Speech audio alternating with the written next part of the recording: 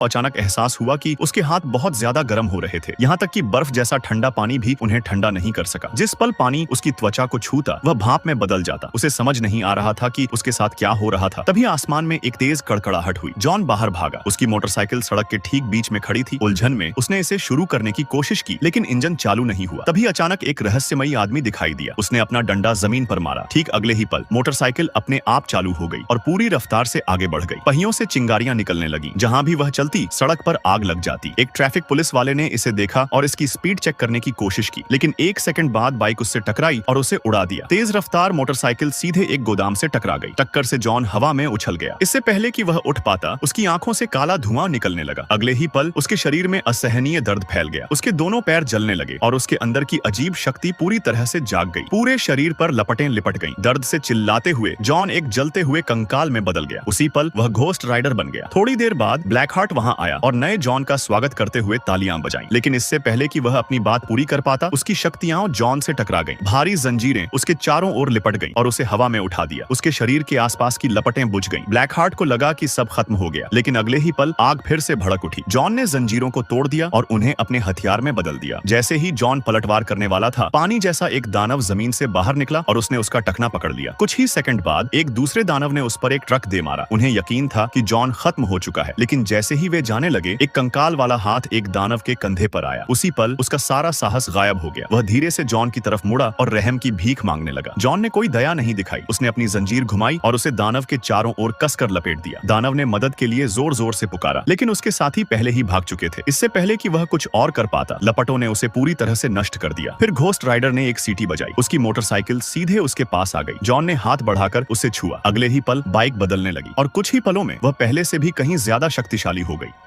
आदमी को